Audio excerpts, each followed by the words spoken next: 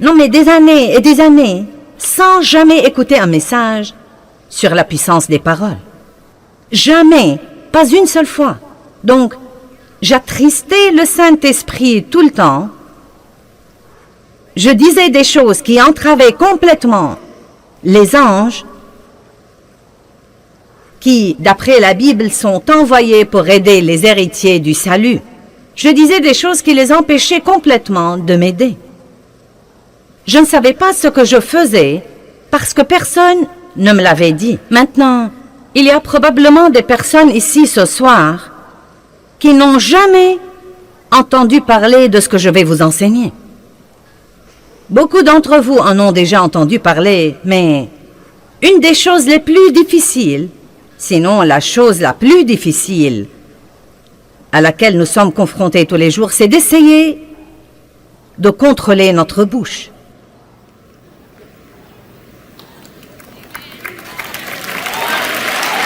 En fait, la Bible dit que nul ne peut dompter la langue à part le Saint-Esprit. C'est lui qui le fait. Cela ne veut pas dire que le Saint-Esprit va la dompter à notre place, mais que nous devons prier régulièrement et demander l'aide de Dieu là-dessus. Et si vous lisez les psaumes, vous verrez que le roi David faisait ça tout le temps.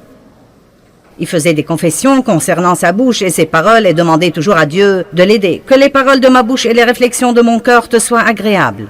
Mais une garde à ma bouche, ô Dieu, de peur que je ne pêche contre toi par ma langue. Il y a toutes sortes de versets comme quoi vous devez prier et demander tous les jours à Dieu de vous aider à prononcer les paroles de la vie partout où que vous alliez et non pas celles de la mort. Amen. L'autre chose qui arrive quand nous comptons sur le Saint-Esprit pour dompter notre langue, sachant qu'il ne va pas le faire à notre place, je crois que le Saint-Esprit nous le rappellera. L'Évangile de Jean nous dit que le Saint-Esprit nous rappellera des choses. Donc, si vous êtes comme moi, et je suis sûr que nous nous ressemblons tous à bien des égards, vous dites des choses et vous les regrettez, vous savez. Mais si vous vous fiez à Dieu pour vous aider, quand vous dites des choses que vous ne devriez pas dire, vous commencez à avoir une conviction là-dedans que vous devez vraiment, faute d'une autre façon de le dire, vous taire. Amen. Et je vais enseigner là-dessus tout le week-end. Vous dites, tu vas enseigner tout le week-end sur la bouche. Croyez-moi, il y a beaucoup de choses à dire là-dessus. Nous ne manquerons pas d'informations et je ne crois pas que vous allez vous ennuyer. Mais si aucun de vous n'a besoin de ce message, je me le prêcherai à moi-même parce que j'en ai besoin. Le don que Dieu m'a donné est dans ma bouche, mais elle a aussi été mon plus grand problème dans la vie. Et ce n'est pas du tout rare. Donc, nous allons intituler ce message « Les paroles contiennent de la puissance », de même que ce genre ici contient de l'eau ce soir. Les paroles que nous parlons contiennent de la puissance en elles. Et je veux que vous compreniez ça. Chaque parole qui sort de votre bouche a de la puissance en elle. Une puissance créative ou destructive. Une puissance positive ou négative. La plupart de nous connaissent Proverbe 18, 21 qui dit « La mort et la vie dépendent de la langue ». Maintenant, c'est un verset sensationnel. La mort et la vie dépendent de la langue. Je crois que je dois faire attention à mes téléspectateurs en ce moment et m'assurer que vous m'aviez bien entendu. La mort et la vie dépendent de la langue. Amen.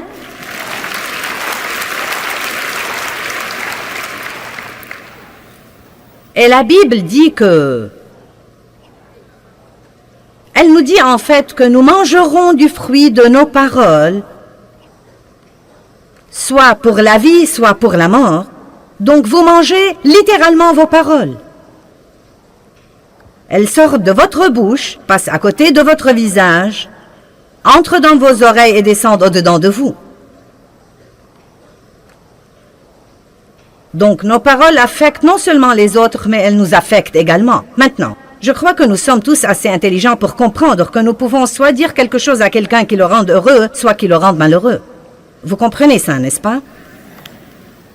Mais je veux aussi que vous compreniez, nous allons focaliser ce soir sur les paroles elles-mêmes et non pas sur la manière dont nos paroles affectent les autres, ce dont nous parlerons plus tard. Mais je veux vous parler en fait ce soir de l'effet de nos paroles dans le royaume de l'esprit, parce que c'est un domaine auquel nous ne pensons que rarement. Je me souviens, il y a plusieurs années, il y a très longtemps que j'étais dans une situation difficile et je travaillais pour des gens qui étaient difficiles à vivre. Je ne sentais pas qu'ils me traitaient comme il faut. Et plusieurs personnes au travail avaient le même problème que moi. Et donc nous sommes tombés dans le même piège dans lequel tombent les gens, bien que nous soyons chrétiens et... Vous savez, yak.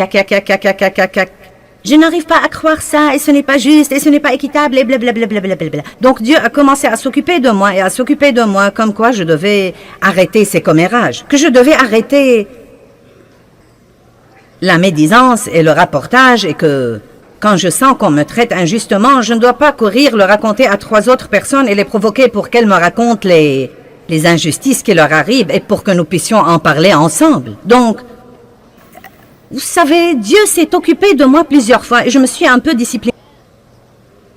Mais quand j'ai fini, j'ai dû me repentir de mes commentaires négatifs et de mon attitude négative. Et je me suis dit que c'était drôle car je me préparais à prêcher là-dessus. Vous savez, le diable aurait aimé que je culpabilise trop pour monter en chair et prêcher là-dessus, mais je ne supporte pas ces trucs, donc je vais vous le dire carrément. Vous savez, je dois combattre ça comme tous les autres. Est-ce que tu as dit que personne ne t'aime? Non, mais des choses stupides, vraiment stupides. Donc, nous devons tous écouter ceci, et nous devons tous aller de l'avant. Et, puis-je vous dire quelque chose? Quand nous disons des choses que nous ne devons pas dire, nous devons les considérer comme n'importe quel péché et nous en repentir. Et c'est quelque chose que tant de gens ne font pas, parce que ce n'est pas un oup. Ce n'est pas un contretemps dans la vie. Je vais vous montrer ce week-end que si nous ne repentons pas et nous ne couvrons pas ce péché du sang de Jésus, nous ouvrons une porte au diable dans bien des cas. Les paroles ont de la puissance dans le royaume de l'esprit. De l'esprit. Vous savez, les paroles sont intéressantes. Vous savez, Jésus a dit, mes paroles, elles sont esprit et elles sont vie. Donc, les paroles opèrent dans le royaume de l'esprit car vous ne pouvez pas les voir. Et pourtant, elles ont un effet. Quelqu'un vous dit quelque chose et cela vous affecte de l'intérieur. Cela peut soit vous élever, soit vous démolir. Il y a des milliers de gens dans ce bâtiment et vous êtes tous comme ça. Pourquoi êtes-vous venus ici? Pour m'écouter parler? Pourquoi? Parce que je dis à haute voix les paroles de Dieu et vous avez vous-même expérimenté le plus grand don que nous ayons. Et que vous le sachiez ou non, vous avez déjà écouté beaucoup de la parole ce soir. Nous avons chanté la parole, nous avons exhorté avec la parole. Même quand je vous ai parlé de notre matériel spirituel, j'ai dit que ce matériel contenait la parole pour que vous puissiez le prendre chez vous sur une bande et continuer à être élevé et changé. La Bible nous dit que Dieu a un bon plan pour votre vie, mais que votre pensée doit être complètement renouvelée par la parole de Dieu pour voir ce plan se réaliser. Je rends grâce à Dieu pour sa parole. 2 Corinthiens 3, 18 dit, « Si vous demeurez dans ma parole, vous serez transformés et changés en l'image de Dieu, de gloire en gloire en gloire. » Jésus dit, « Si vous demeurez dans ma parole, vous connaîtrez la vérité, et la vérité vous affranchira et vous libérera. » Il y a tant de merveilleuses promesses. Mais je vous encourage à prendre l'habitude de remercier Dieu pour les anges qu'il vous a assignés, pour vous aider, mais certains de vos anges sont extrêmement ennuyés. Ils aimeraient vraiment que vous les laissiez faire leur travaillent et que vous leur donniez quelque chose pour qu'ils puissent travailler et que vous arrêtiez de les entraver à tout bout de champ. Maintenant, Psaume 103, 20. Bénissez l'Éternel avec amour, avec reconnaissance, vous ses anges, qui êtes puissants en force et qui exécutez ses ordres en obéissant à la voix de sa parole. Maintenant, qu'écoutent les anges, à votre avis? La parole de Dieu. À quoi prêtent-ils l'oreille? Qu'est-ce qui les touche? Qu'est-ce qui les motive? Qu'est-ce qui les incite à travailler? Non pas les murmures, non pas les plaintes, non pas le ronchonnement, non pas les critiques, non pas les commérages, non pas le rapportage. La parole de Dieu. Ils prêtent l'oreille à la parole de Dieu. Hébreux 1,14 dit que ces anges ont été donnés par Dieu à tous ceux qui ont hérité le salut. Que tout le monde dise, c'est moi. Maintenant, est-ce que vous comprenez ce que je dis? Si vous voulez que vos anges vous aident, vous devez leur donner quelque chose pour qu'ils puissent travailler. Et donc, la meilleure chose que nous puissions faire si nous avons des ennuis, c'est de dire « Je crois la parole ». Je crois que la parole de Dieu est vraie, que ses promesses sont vraies. Vous devez connaître assez de la parole pour pouvoir dire « Dieu a dit ». Dites quelque chose de la parole qui s'applique à votre situation. Je ne dois pas craindre parce que Dieu est avec moi. Ou bien, selon le cas, Dieu pourvoira à tous mes besoins selon ses richesses en gloire par le Christ. Et non pas si vous perdez votre travail. Oh, j'ai perdu mon travail, que vais-je faire? Tous mes espoirs sont anéantis, je suis sans le sou, je ne sais pas ce que je vais devenir, je n'aurai jamais pu travailler. Vous pourriez donc essayer de dire quelque chose comme « Bien, j'ai perdu mon travail ».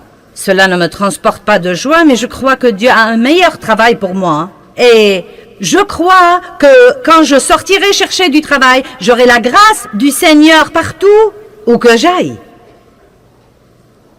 Je me fie complètement à Dieu, j'ai des anges. Seigneur, libère-les et laisse-les ouvrir des portes pour moi en ce moment. Ces anges seront heureux parce qu'ils pourront vous aider et travailler pour vous. Amen. Maintenant, je vais vous le dire en avance. Je n'ai pas vu ça, mais je crois l'homme qui l'a raconté, car je ne pense pas qu'il savait assez pour l'inventer. Un homme est venu à une de mes réunions à Phoenix avec sa femme. Il n'était pas croyant. Il est venu, c'était son cadeau d'anniversaire à sa femme. Il l'a amené, il est venu avec elle, et pendant la louange et l'adoration, elle a dit qu'il a commencé à sangloter. Et elle lui a dit, « Qu'est-ce qui te prend? » Il lui a dit, « Tu n'as pas vu ça? Tu n'as pas vu ça? » Et elle lui a dit, « De quoi parles-tu précisément? » Il a dit, « De toute façon, l'histoire ressemble à ça. Je portais du blanc ce soir-là, et quand je suis sortie... » Écoutez, maintenant... Quand je suis sortie, a-t-il dit, tous ces hommes très grands sont en fait sortis avec moi et ils étaient tous vêtus en blanc également. Il a dit, je n'y ai pas trop pensé, j'ai cru que c'était la chorale. Et donc il a dit, quand Joyce est montée en chair pour prêcher, pour dire quelque chose, chaque fois qu'elle venait dire quelque chose, tous ces types la suivaient et venaient et formaient un demi-cercle autour d'elle. Mais il a dit qu'il retirait ses épées et qu'ils étaient au garde à vous.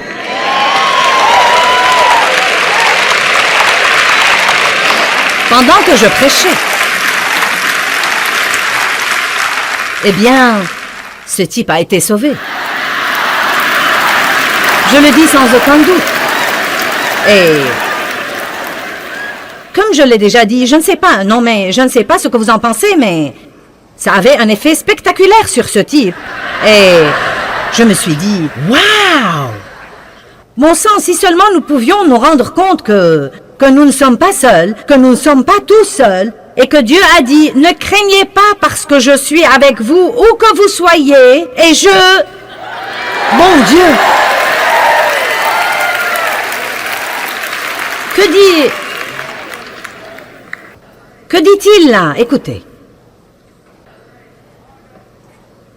Écoutez avec soin, car il ordonnera à tous ses anges de t'accompagner et de te défendre et de te garder dans toutes tes voies d'obéissance et de service. Et ils te porteront sur les mains de peur que ton pied ne heurte contre une pierre. Tu marcheras sur le lion et sur l'aspi et tu fouleras le lionceau et le dragon. Wow! Mais n'oublions pas le psaume 103, 20. Il prête l'oreille à la parole. Nos paroles ont donc un effet dans le royaume de l'esprit. Philippiens 2 dit, travaillez à votre salut avec crainte et tremblement. C'est dans Philippiens 2, 12 et 13. Travaillez à votre salut avec crainte et tremblement. Travaillez à, et non pas travailler pour. Travaillez à votre salut avec crainte et tremblement. Puis il dit, non pas par votre force, mais Dieu vous aidera à le faire. Maintenant, cela veut vraiment dire que quand nous sommes régénérés, Dieu vient demeurer au-dedans de nous, et une graine de tout ce que Dieu a pour nous est mise au-dedans de nous. Cette graine est l'Esprit de Dieu. Jésus-Christ vient vivre en nous. Bien, maintenant, nous avons beaucoup de bonnes choses en nous. Savez-vous que chacun de nous qui avons accès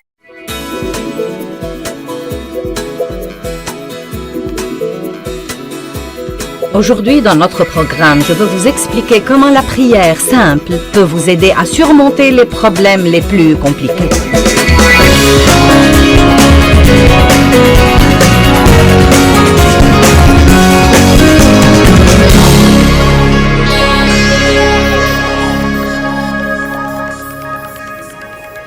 Ce qui compte dans la prière, c'est la sincérité du cœur.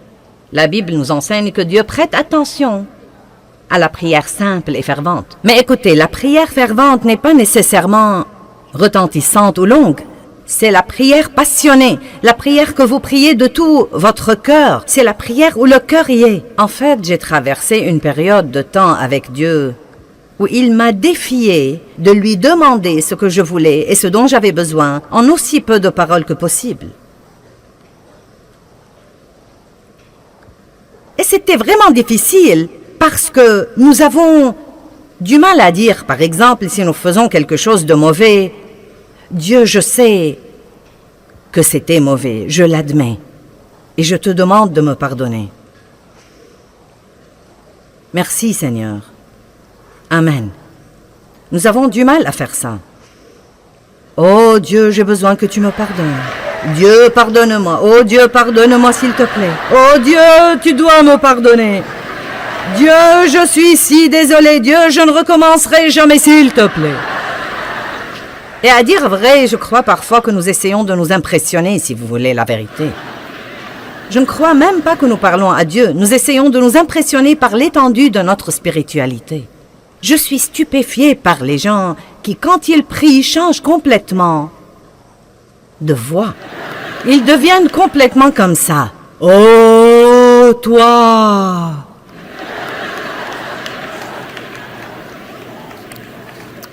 Donc, je ne sais pas ce que vous en pensez, mais la prière est une conversation avec Dieu.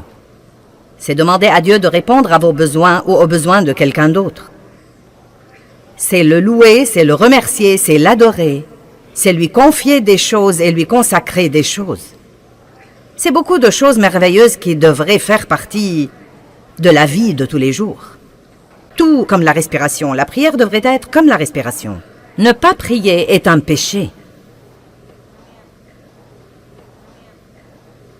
La pire chose qui puisse arriver si vous ne priez pas, c'est rien.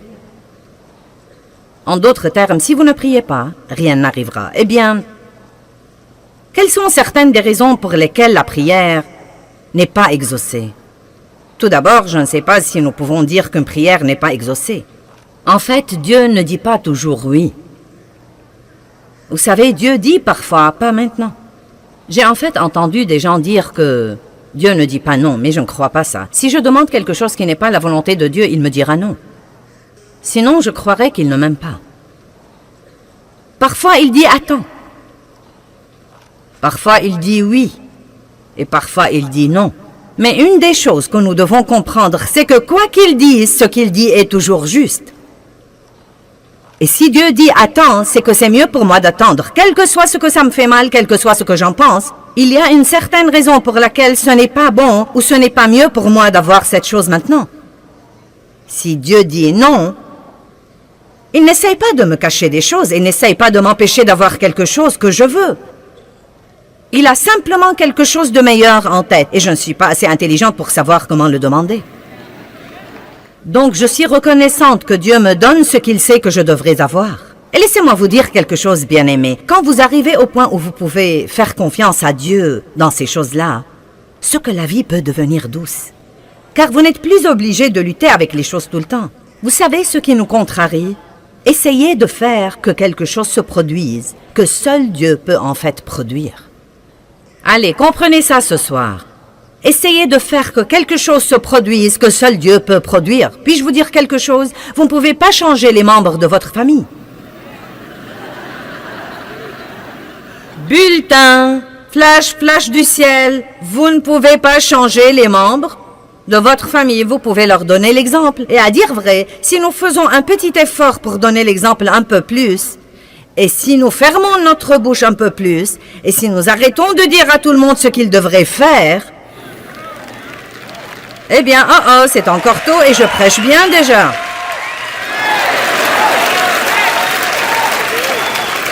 Non, mais la Bible dit que la femme ne peut pas gagner son mari par la parole. Mais elle peut le gagner par sa conduite pieuse et par son attitude pieuse également. Amen. Certains d'entre vous ont entendu parler de Smith Wigglesworth, qui était un grand pasteur. Il était plombier et il a fini par devenir pasteur. Mais bien avant de devenir pasteur, il avait une femme pieuse et il était méchant avec elle au plus haut degré. Il ne voulait pas qu'elle aille à l'église, mais elle y allait quand même. Elle disait qu'elle n'allait pas abandonner sa relation avec Dieu et sa communion avec les autres croyants. Et il l'enfermait dehors. Et quand elle revenait à la maison, la porte était fermée et elle se couchait dehors et s'endormait. Et le matin, il avait mauvaise conscience. Il lui ouvrait donc la porte et la laissait entrer. Elle lui disait « Bonjour, Smithy » et elle lui préparait son petit déjeuner. Je sais ce que j'aurais fait, ça n'aurait pas été « Bonjour, Smithy ».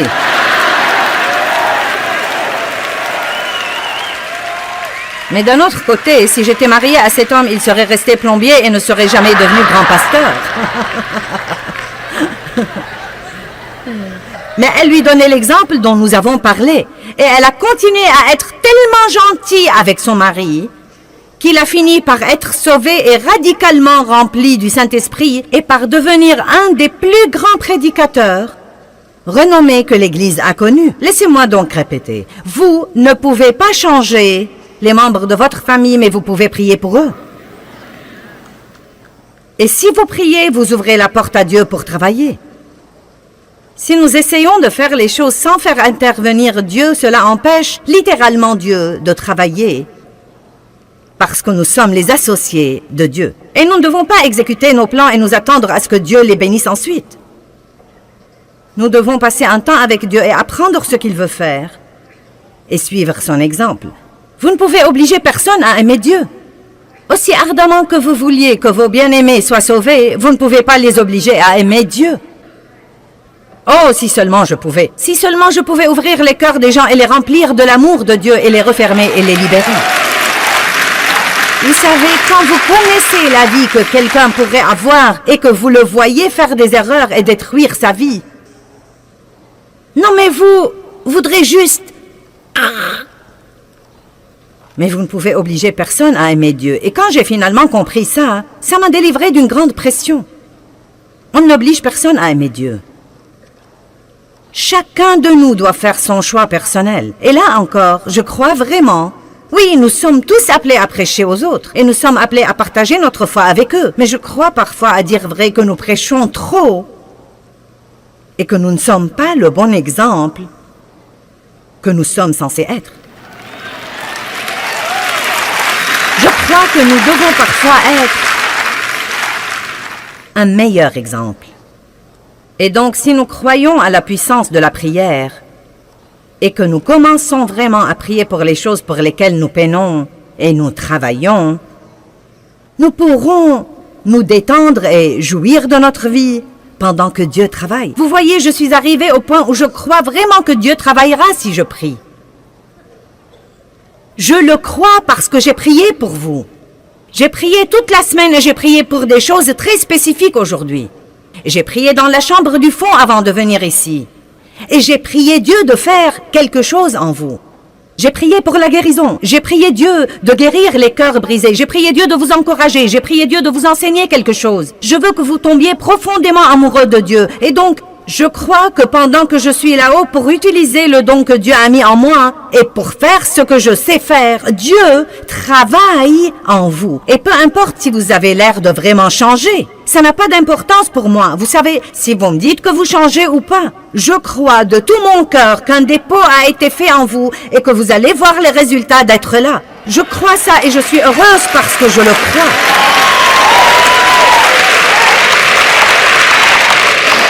Je suis heureuse au plus haut degré, car je crois en ce moment que je suis au milieu de la volonté de Dieu. Et je crois que ce que je le fais de mon mieux. Et je crois que la parole de Dieu va avoir un effet sur vous. Savez-vous quand j'étais malheureuse?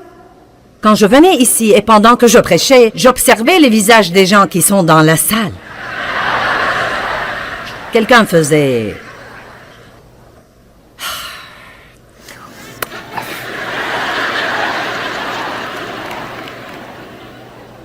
Ou quelques-uns se levaient et quittaient au milieu de mon sermon, et je me disais, oh mince alors, c'est terrible.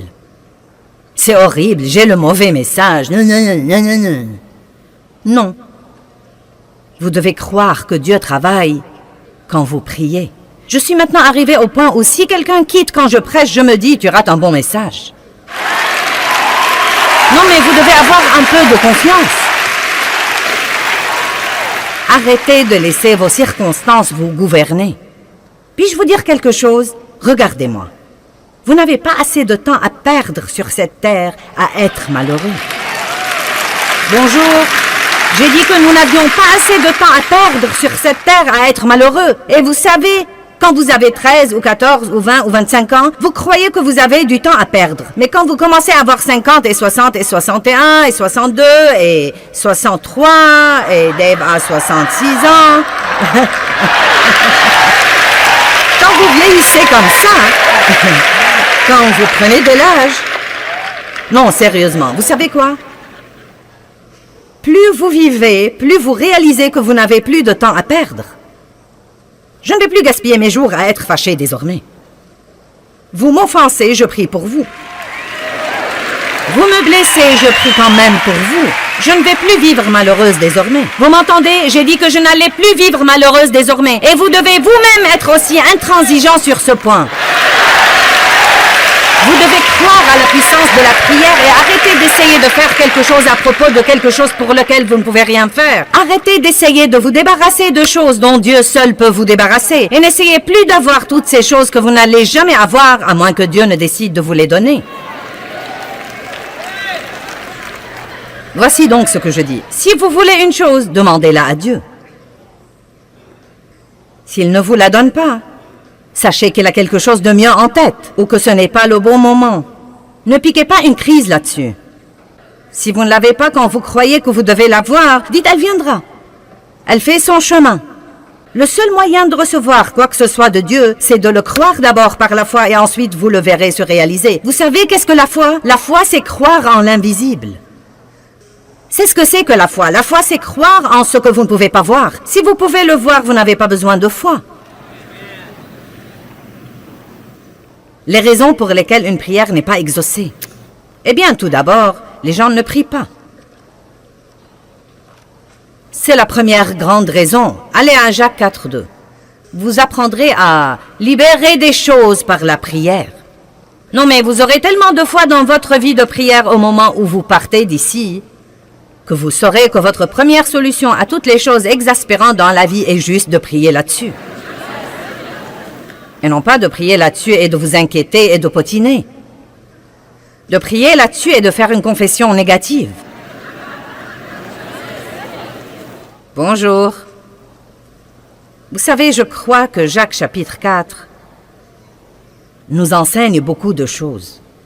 Verset 1, d'où viennent les luttes? Les luttes, c'est tout ce bouleversement que nous avons. Exaspéré, énervé, dérangé. D'où viennent les luttes et comment est-ce que les conflits et les querelles surviennent parmi vous?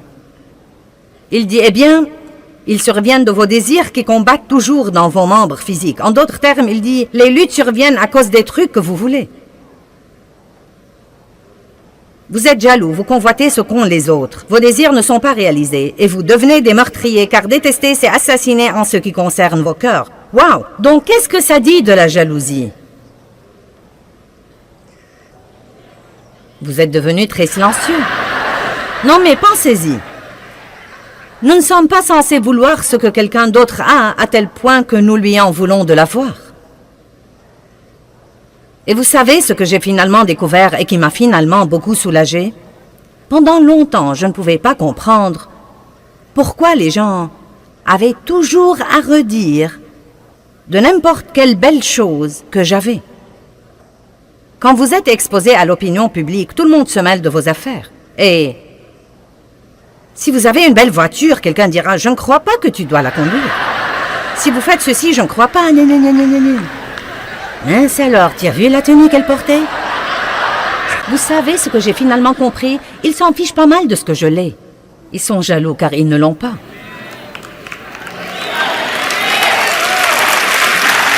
Et il en va de même pour vous, vous savez? Vous achetez une jolie maison et certains de vos amis seront jaloux et me diront de vous. C'est juste parce qu'ils veulent une maison comme vous, mais ils ne savent pas comment s'y prendre pour l'avoir. Il dit ici, d'où viennent les luttes? Qu'est-ce qui nous garde vexés? Je n'ai pas le temps d'être contrarié par ce que quelqu'un d'autre a. Nous n'allons pas comparaître devant Dieu à la place des autres. Chacun va comparaître devant Dieu et rendre compte pour lui-même. Chaque homme comparaîtra devant Dieu et rendra compte pour lui-même. Nous ne devons pas nous inquiéter de ce que quelqu'un d'autre fait ou ne fait pas, ou de ce qu'il possède ou ne possède pas, ou de ce qu'il dépense ou ne dépense pas, ou de ce qu'il a ou n'a pas. Car nous n'allons pas répondre de lui. Nous nous épargnerons d'ennui si nous nous occupons de nos affaires. Vous brûlez de jalousie et de colère et vous n'avez pas le contentement et le bonheur que vous voulez. Vous avez des querelles et des luttes. Et franchement, il y a environ 20 ans, la phrase suivante a changé ma vie. Vous ne possédez pas parce que vous ne demandez pas. Quel beau verset. Vous ne possédez pas parce que vous ne demandez pas. Et je me suis rendu compte, ce jour-là, il y a une bonne vingtaine d'années, quand je lisais ce verset et que j'étais une jeune chrétienne et une jeune ministre, frustrée, et j'essayais de faire que toutes ces choses se produisent, et elles ne se produisaient pas, et j'essayais de faire grandir mon ministère, et de faire ceci à mon mari, et cela à mes enfants, et quelque chose d'autre aux autres. Je me fâchais contre les gens parce qu'ils n'ont pas aimé ceci ou cela. Et c'était un soulagement pour moi d'entendre Dieu dire « Tu n'as pas, parce que tu ne demandes pas, tu essayes de faire que quelque chose se produise au lieu de me le demander et de te fier à moi pour avoir les meilleures choses qui soient. » Allons à Ésaïe 65.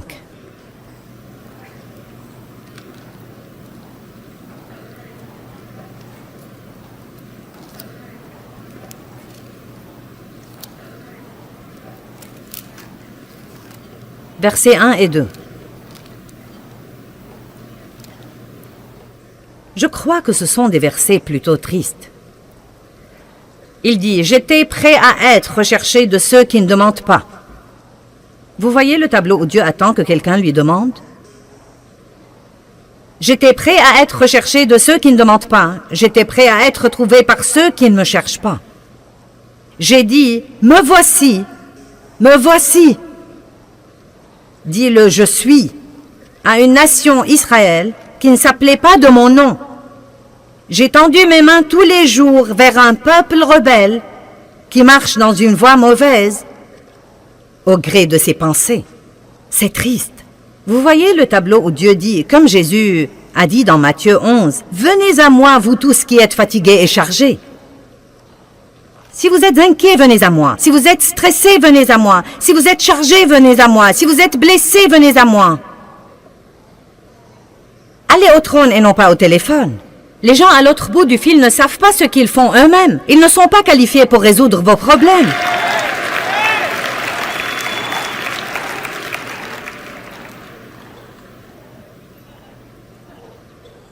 N'est-ce pas un verset génial? J'étais prêt à être recherché de ceux qui ne demandent pas. J'ai dit, me voici, me voici.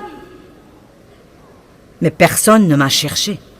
Dieu est un bon Dieu.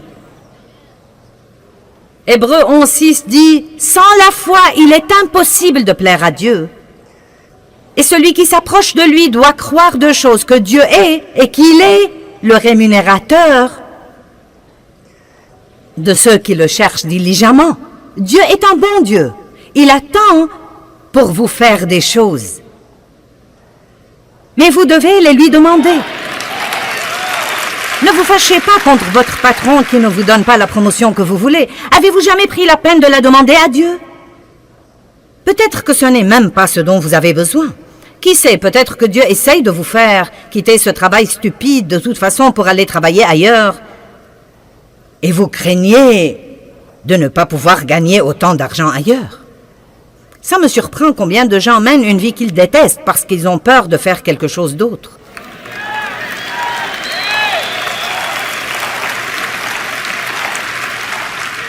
Voici un bulletin du ciel, je l'ai juste reçu.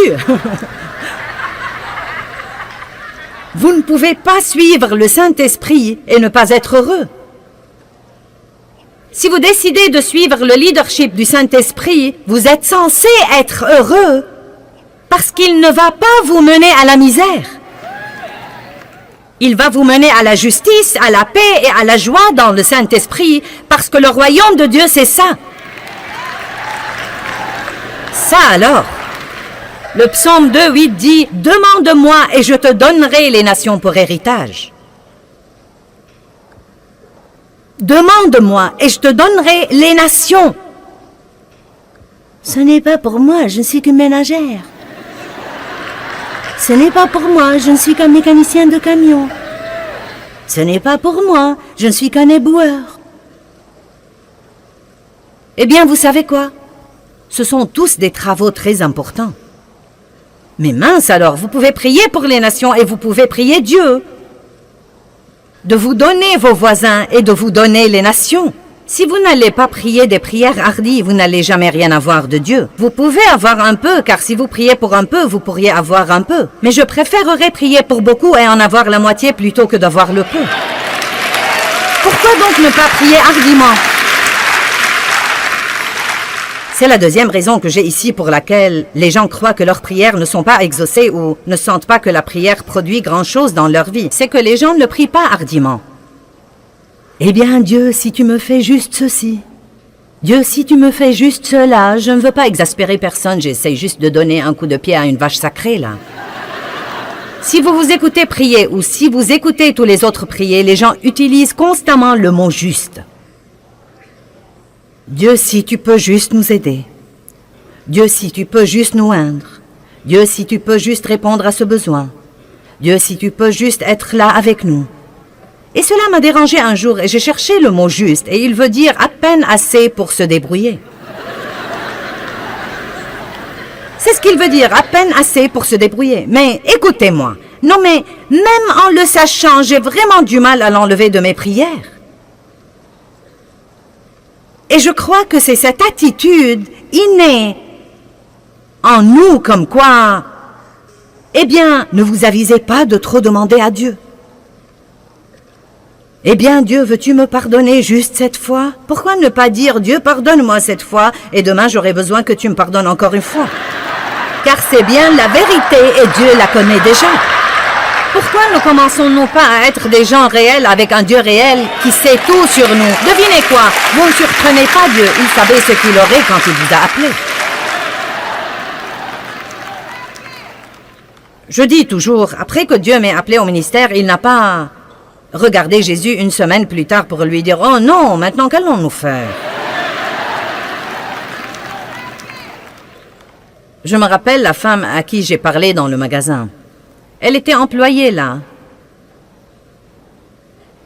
Et je lui posais des questions sur sa rémunération. Touches-tu une commission ou un salaire? Comment est-ce que ça marche?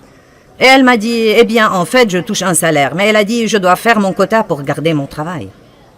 Je lui ai dit, ça va pour toi? Elle a dit, non, en réalité, je suis très effrayée en ce moment, je n'ai pas fait mon quota. Et On m'a déjà réprimandé 2 ou 3 fois. Eh bien, la femme était chrétienne. Nous parlions du Seigneur. Elle m'a reconnue de la télé et donc nous parlions. Elle a été à l'église toute sa vie. Et je lui ai dit, tu pries Dieu de trouver grâce aux yeux des gens pour que quand ils viennent acheter des trucs ici, qu'ils viennent à toi pour se renseigner? Et elle m'a dit, eh bien, ce ne serait pas bien, n'est-ce pas? Elle a dit, c'est ce que la femme a dit, et elle a été dans l'église toute sa vie. Ce n'est pas juste de prier pour l'argent. J'ai dit, en as-tu besoin? Et que les gens obtiennent et soient guidés par le Saint-Esprit. Il a dit le ministère au service de l'Esprit. Ce ministère spirituel qui est de faire que les hommes obtiennent et soient gouvernés par le Saint-Esprit sera bien plus glorieux encore que quand la loi a été donnée. Pensez à cela. C'est ce que je fais, et c'est la responsabilité de tout serviteur, d'enseigner aux gens toute la parole de Dieu, mais surtout enseigner aux gens comment vivre une vie où ils sont remplis du Saint-Esprit tout le temps, littéralement remplis du Saint-Esprit tout le temps. Et je veux encourager chacun d'entre vous aujourd'hui et chaque jour de votre vie à prier pour que vous soyez remplis jusqu'à déborder de la présence et de la puissance du Saint-Esprit. Le monde est dans un état désespéré et quand les gens sont autour d'un croyant, il doit y avoir un débordement qui sort de nos vies, qui fera une différence pour quelqu'un d'autre. Et je veux avoir ce débordement dans ma vie jusqu'au point où je n'ai pas nécessairement besoin de prêcher à quiconque. Et je ne parle pas de comme je le fais maintenant, mais quand je vais à la pharmacie ou au supermarché, je veux que les gens sachent qu'il y a une différence dans ma vie. Et je crois que c'est ma responsabilité, en tant que serviteur, d'enseigner tout le conseil de la parole de Dieu, mais particulièrement de savoir plus à propos du ministère du Saint-Esprit.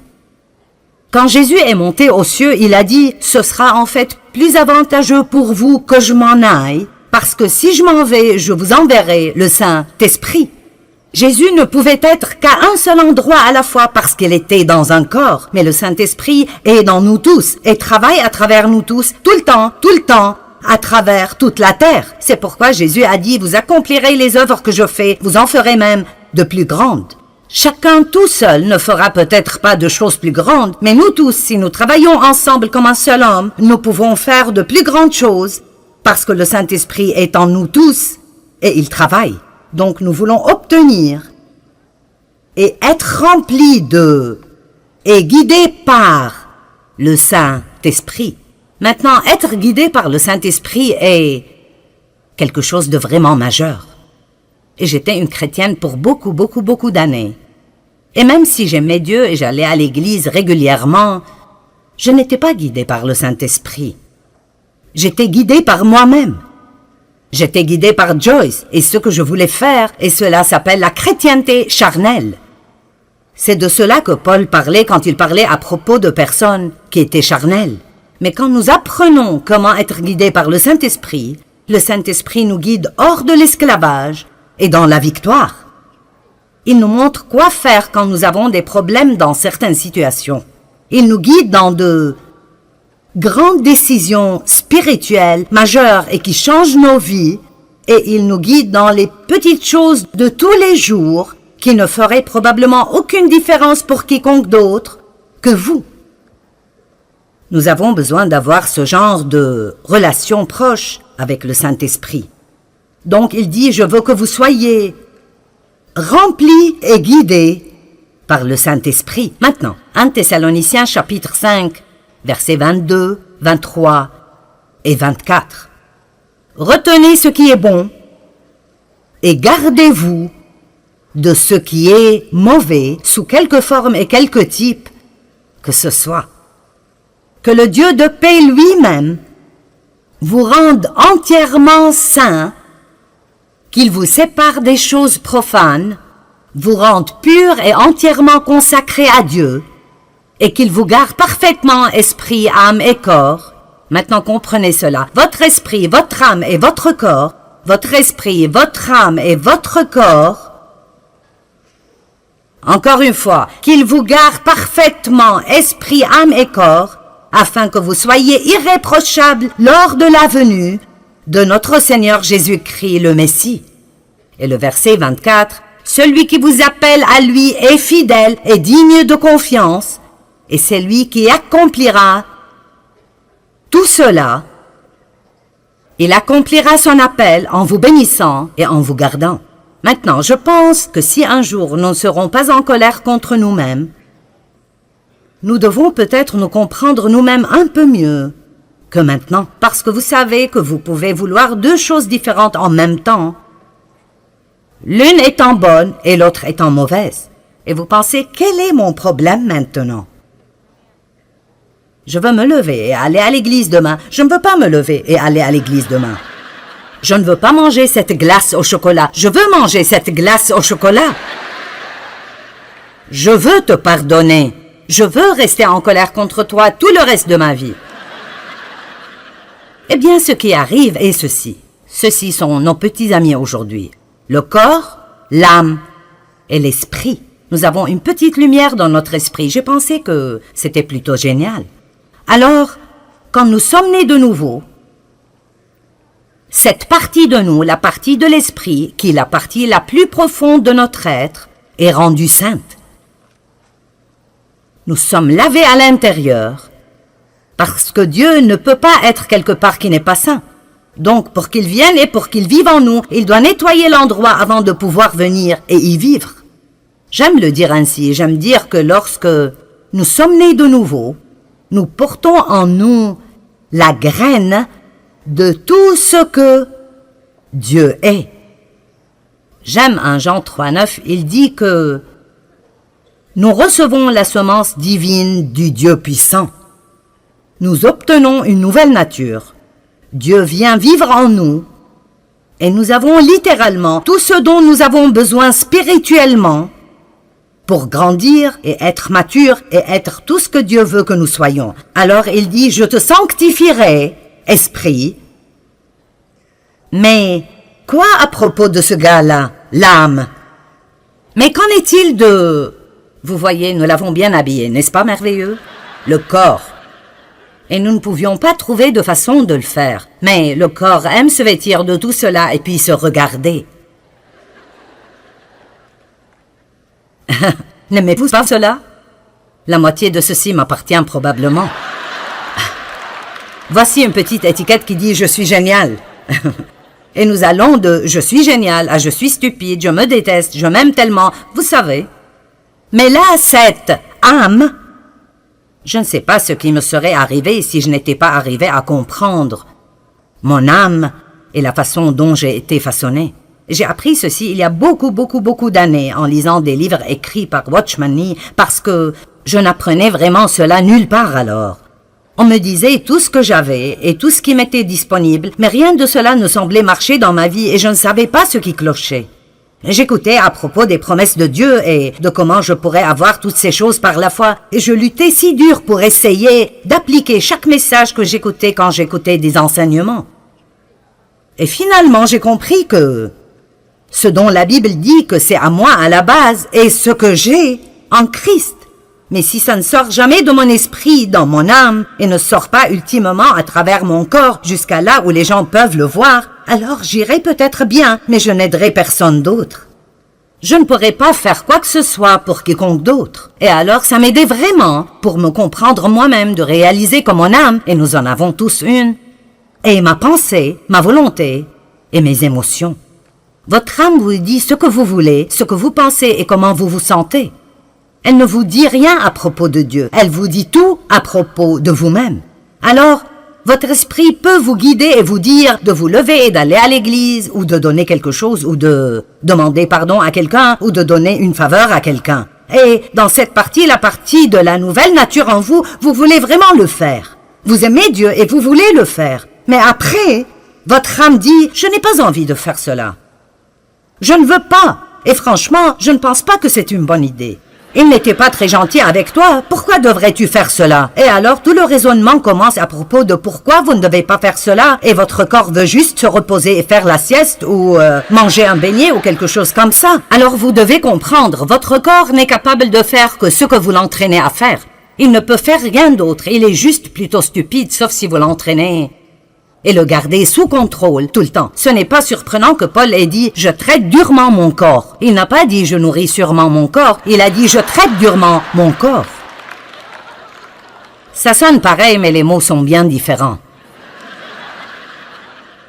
Alors, ça nous aide beaucoup de comprendre ceci. Paul a décrit ce même dilemme dans Romains chapitre 7. Et si vous lisez Romains 7 depuis le verset 15 jusqu'à la fin du chapitre, vous penserez « Il sait de quoi je parle ». Parce que Paul dit « Quel est mon problème? Ce que je veux faire, je ne le fais pas. Et ce que je ne veux pas faire, je le fais. » Et puis c'est comme s'il avait une conversation avec lui-même. Donc si je ne veux pas le faire, mais je le fais, ce n'est donc plus moi qui agis ainsi, mais ça doit être une autre loi spirituelle à l'œuvre dans mon corps qui me fait agir ainsi. Et puis il continue encore et il dit finalement, « Qui me délivrera de ce corps de mort? Dieu soit loué, il le fera par Jésus-Christ. » Donc si nous revenons à 1 Thessaloniciens, il a dit, « Je vous sanctifierai corps, âme et esprit, je le ferai, j'accomplirai mon appel en vous sanctifiant. » Nous voyons que Jésus est le chef et le consommateur de la foi. La Bible nous enseigne dans Philippiens 1:6 que celui qui a commencé en vous cette bonne œuvre la rendra parfaite pour le jour de Jésus-Christ. Eh bien, si Dieu fera tout cela, et si j'ai été sauvé depuis 25 ans et je me suis toujours un désastre, si j'ai été sauvé depuis 25 ans et je suis toujours un désastre, j'essaierai de ce côté. Si j'ai été sauvé depuis 25 ans,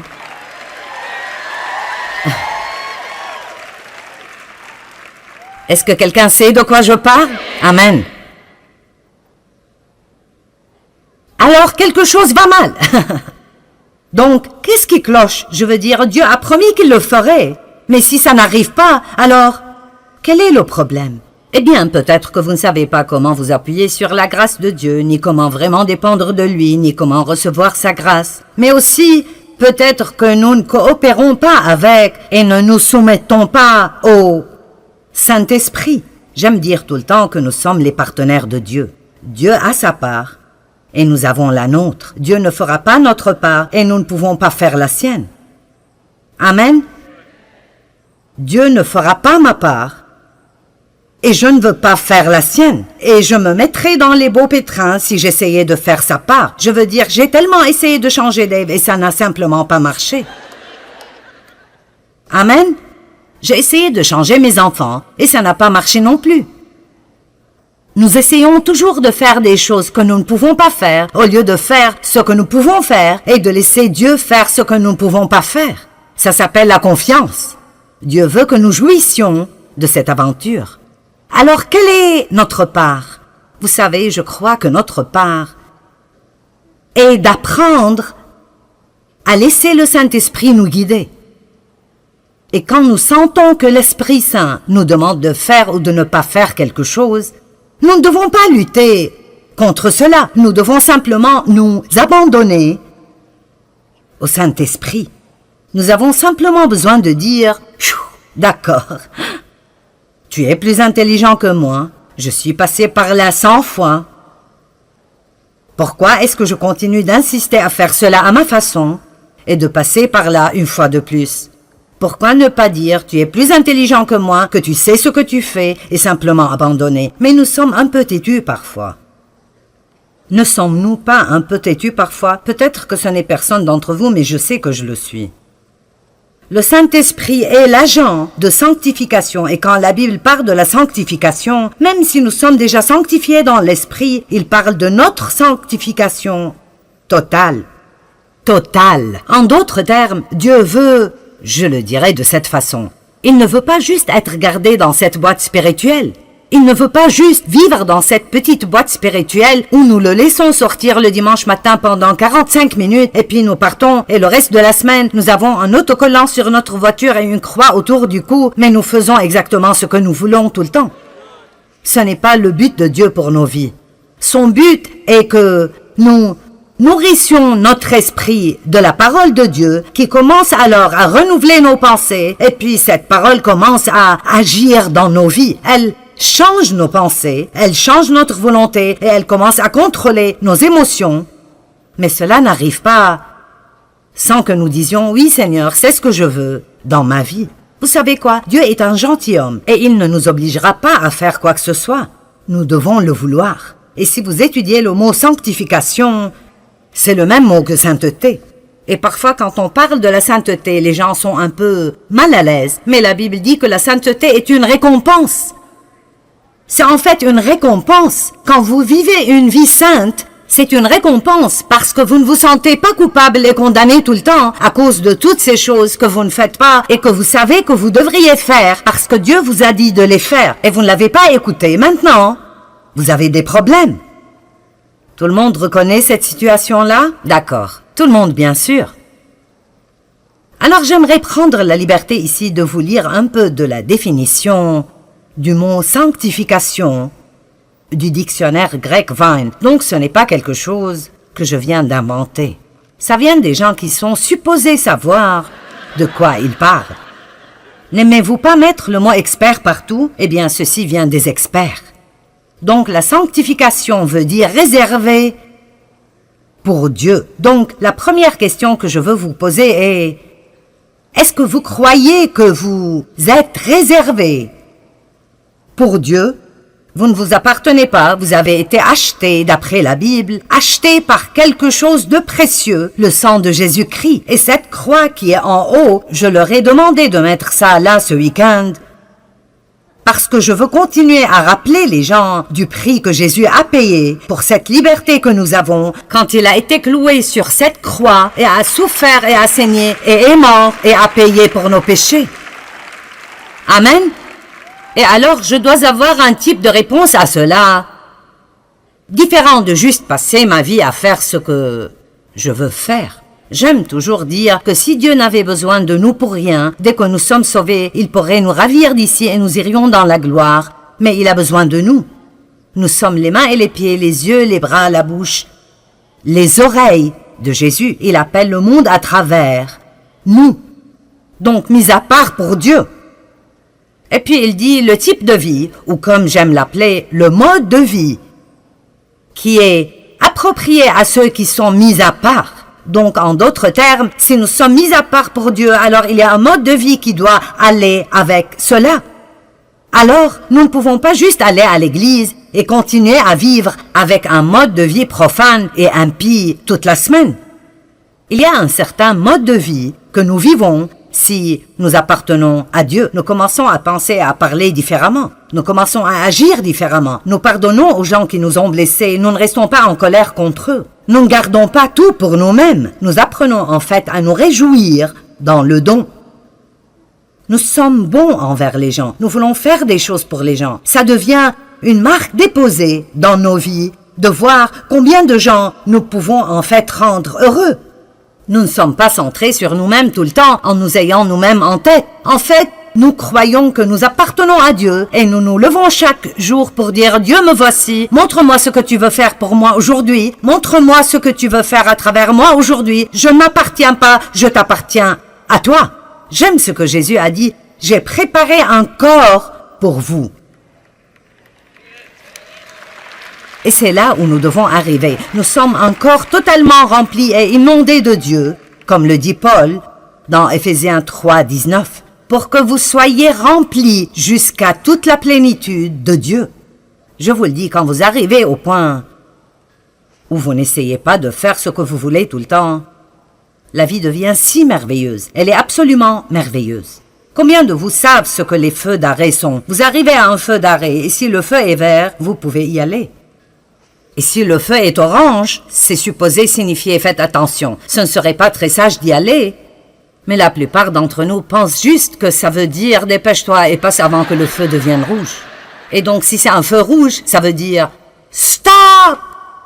Vous savez, je crois que dans notre relation avec le Saint-Esprit, nous avons aussi des feux verts, des feux oranges et des feux rouges. Et nous devons savoir quand c'est orange. Tu devrais faire attention à ce propos.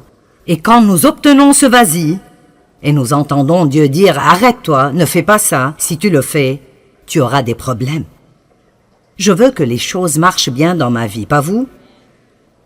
Donc, nous sommes sanctifiés. Nous sommes supposés vivre une vie qui convient à notre appel. Et après, cette définition est longue et elle dit beaucoup d'autres choses, mais j'aime cette partie. Elle dit: cette sanctification doit être apprise de Dieu comme